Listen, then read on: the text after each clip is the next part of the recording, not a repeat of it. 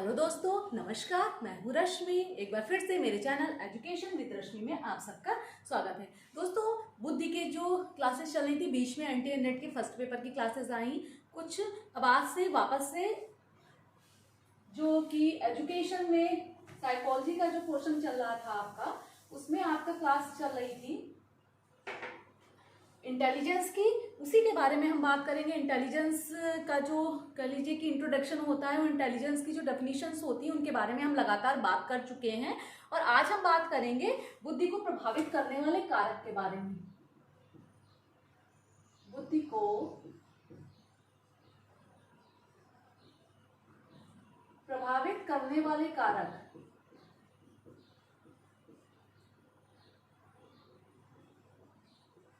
ठीक है, टॉपिक छोटा है लेकिन इंपॉर्टेंट है। 2-3 क्वेश्चन इससे निकल कर सामने आते हैं। ठीक है, अब आप बोलोगे कि इस टॉपिक को यहाँ पर पढ़ाने का क्या मतलब है कि एग्जाम में करीब 3 से 4 क्वेश्चन इस टॉपिक से सीधा सीधा निकल कर आते हैं, जो लगभग एजुकेशन से संबंधित हर एग्जाम में पूछा ही जाता है। ठीक है, तो बुद्धि को निर्धारित करने वाले कारक के बारे में हम बात करेंगे कि कुछ कारक ऐसे होते हैं कि जो हमारी बुद्धि को निर्धारित करते हैं। ठीक है, बुद्धि का स्तर क्या होगा, कैसे होगा। ठीक है, तो यहाँ पर क्या हुआ कि बुद्धि को निर्धारित करने वाले कारक होते हैं, इस पर तो मनोवैज्ञानिकों की एक राय थी। और बुद्धि को निर्धारित करने वाले 2 कारक होते हैं, एक वंशानुक्रम, दूसरा वातावरण। ठीक है, अब सबसे पहली जो क्वेश्चनिंग होती है एग्जाम में वो यही होती है कि बुद्धि को प्रभावित करने वाले कारक कौन कौन से हैं। ठीक है, वंशानुक्रम, वातावरण, दोनों, कोई नहीं। ठीक है, तो यहाँ पर इस तरीके की क्वेश्चनिंग होती है। और सबसे पहले तो बात यहाँ से शुरू होती है कि मनोवैज्ञानिकों ने ये तो एक्सेप्ट कर लिया कि बुद्धि को प्रभावित करने वाले कितने कारक होते हैं, 2। यानी बुद्धि हेरिडिटी से भी इफेक्ट होती है, एनवायरमेंट से भी इफेक्ट होती है। लेकिन कितना हेरिडिटी से इफेक्ट होती है और कितना एनवायरमेंट से इफेक्ट होती है, इसके बारे में जो था उनमें मतभेद हो गया। मनोवैज्ञानिकों में क्या हो गया, मतभेद हो गया। और यहाँ पर ही जो एक दूसरी क्वेश्चनिंग आती है, एग्जाम में पूछा जाता है कि जो ये मतभेद था या फिर जो ये विवाद था, ठीक है, वंशानुक्रम और वातावरण में के संदर्भ में बुद्धि को प्रभावित करने वाले कारक के संबंध में इनका जो योगदान है, किसका कितना योगदान है, इससे संबंधित एक विवाद हुआ।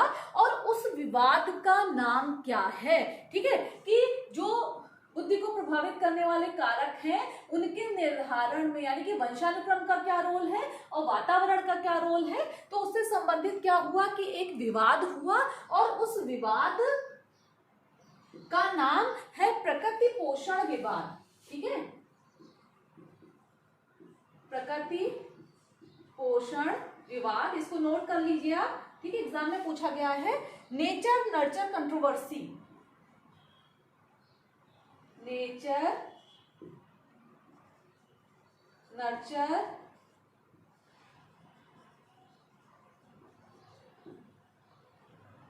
कंट्रोवर्सी।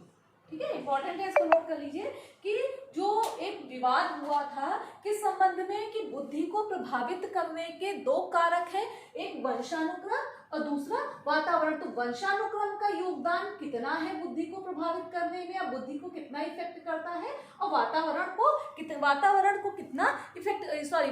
कितना इफेक्ट करता है। तो इसको आप नोट कर लीजिए, नेचर नर्चर कंट्रोवर्सी। ठीक है, अब दोनों तरीके के जो मनोवैज्ञानिक थे, कुछ मनोवैज्ञानिक वंशानुक्रम के पक्ष में थे, ठीक है, कुछ किसके पक्ष में थे, वंशानुक्रम के पक्ष में, और कुछ किसके पक्ष में थे, वातावरण के पक्ष में थे।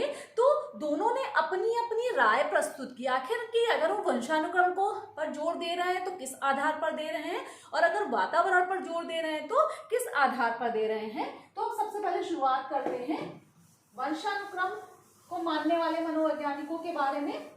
तो जिन मनोवैज्ञानिकों ने क्या कहा कि नहीं, बुद्धि को प्रभावित करता है कौन, सबसे ज्यादा वंशानुक्रम। ठीक है, तो उन्होंने उसके संबंध में बहुत सारे प्रयोग किए, अध्ययन किए। सबसे पहले तो जो पहला जो अध्ययन हुआ वो हुआ अलग अलग बच्चों पर। ठीक है, अलग अलग माता पिता, यानी कि जिनका वंशानुक्रम क्या था, अलग अलग था, लेकिन उन्हें वातावरण कैसा दिया गया, समान वातावरण दिया गया। ठीक है, तो सबसे पहला अध्ययन इस संबंध में मनोवैज्ञानिकों यानी कि इस पक्ष के जो मनोवैज्ञानिक थे उन्होंने क्या किया कि अलग अलग वंशानुक्रम से संबंधित जो बच्चे यानी कि उनके माता पिता, उनके पूर्वज अलग अलग थे और सबको क्या किया, एक वातावरण में रखा। और उसके बाद जब टेस्ट किया तो परिणाम क्या आया कि सभी की बुद्धि में क्या आई, भिन्नता आई। अगर मान लीजिए कि वातावरण इफेक्ट करता, ठीक है, बुद्धि को वातावरण इफेक्ट कर रहा था, तो जब एक ही वातावरण था तो बुद्धि में भिन्नता नहीं आनी चाहिए थी, यानी कि सभी की बुद्धि एक समान होनी चाहिए थी, लेकिन ऐसा नहीं हुआ। ठीक है, इसी में एक नाम आता है बर्ट का। ठीक है, वंशानुक्रम के जो पक्षधर थे उनका बर्ट का नाम आता है। ये भी क्वेश्चन एग्जाम में पूछा जाता है कि बर्ट का जो वंशानुक्रम से संबंधित जो अध्ययन था या जो प्रयोग था या फिर कह लीजिए जो रिसर्च था वो किससे संबंधित था, तो वो किससे, बुद्धि से संबंधित था। ठीक है, तीसरा क्वेश्चन इससे ये निकल कर आ रहा है। तो बर्ट ने क्या किया था कि जो कुछ ऐसे बच्चे, ठीक है, जैसे कि कुछ बच्चे वास्तविक माता पिता, पोष्य माता पिता,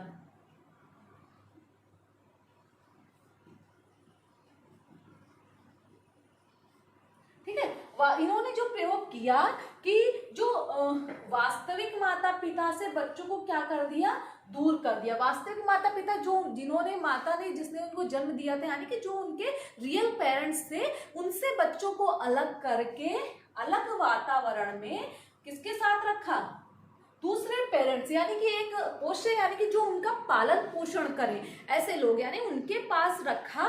ठीक है, तो जब बाद में कुछ समय बाद जब उन्होंने रिसर्च किया तो परिणाम क्या निकल के आया कि पोष्य माता पिता की बुद्धि से उनमें समानता कम पाई गई, जबकि जो उनके वास्तविक माता पिता थे उनसे उनकी बच्चों की बुद्धि में समानता पाई गई। ठीक है, तो इसलिए इन्होंने बताया कि जो हेरिडिटी है, हेरिडिटी बुद्धि को निर्धारित करती है, सॉरी प्रभावित करने वाला लिखा है, निर्धारित होगा यहाँ पर,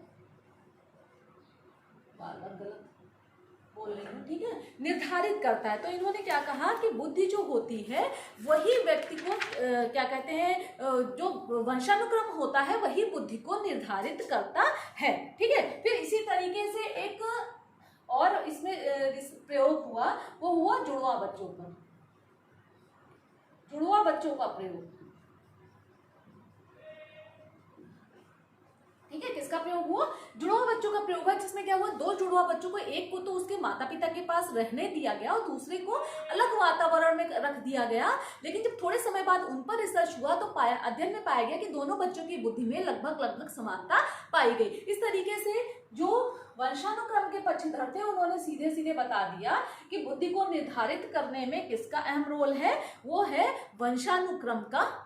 और इसमें इन्होंने बताया कि बुद्धि को वंशानुक्रम यानी 80%, ये भी क्वेश्चन एग्जाम में पूछा जाता है, 80% वंशानुक्रम निर्धारित करता है और 20% कौन करता है, वातावरण। ठीक है, 2-3 क्वेश्चन पहले बता चुके हूँ। यहाँ पर जो ये एक जो ये प्रयोग हुआ था ये बर्ट का था, और फिर ये वाला जो है ये इसको याद कर लीजिए, 80% जो बुद्धि होती है व्यक्ति की वो वंशानुक्रम से आती है और 20% वातावरण से आती है। ठीक है, और ये वाली जो कॉन्सेप्ट है 80 और 20 का, एक तो ये सीधा सीधा ये पूछा जाता है और दूसरी चीज पूछा जाता है कि ये जो कॉन्सेप्ट था ये दिया किसने आखिर। ठीक है, तो 1969 में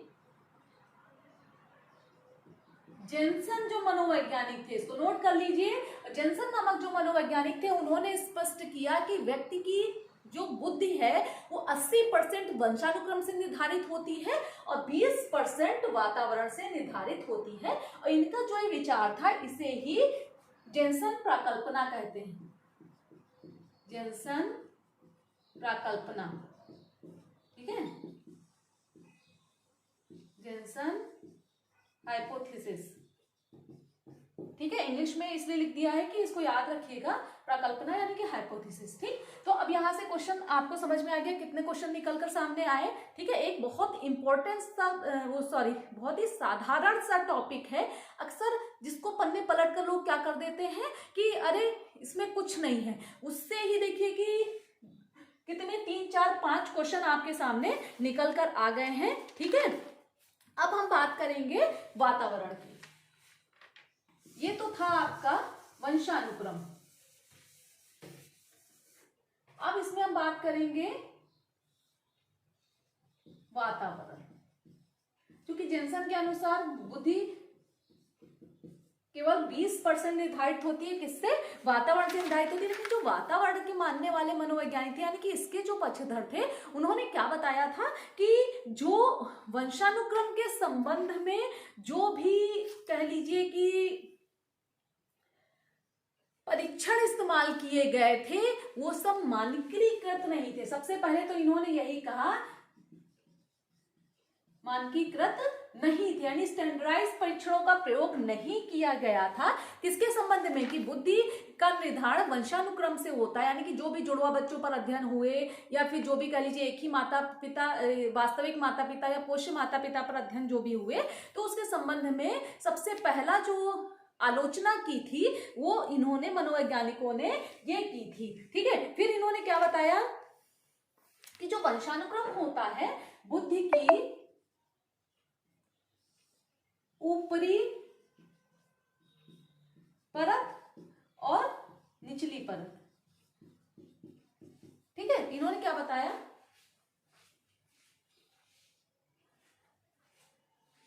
इन्होंने पहले बताया कि जो वंशानुक्रम होता है वो क्या करता है, व्यक्ति की जो बुद्धि की जो ऊपरी और निचली ऊपरी सीमा निचली सीमा का निर्धारण करता है। इतना काम वंशानुक्रम करता है, लेकिन इसमें बुद्धि कहाँ होगी या बुद्धि लब्धि कहाँ होगी, आईक्यू कहाँ होगा, यहाँ पर होगा, यहाँ पर, यानी कि इस बीच में कहाँ पर होगा, इसका निर्धारण कौन करता है? वातावरण करता है। और यही जो ये विचार था, यानी कि बुद्धि की ऊपरी सीमा और निचली सीमा में आईक्यू का स्तर कहां पर होगा, यही जो विचार था, ठीक है, इसे क्या नाम दिया गया? प्रतिक्रिया प्रसार। नोट कर लीजिए, प्रतिक्रिया प्रसार। ठीक है, और रिएक्शन रेंज,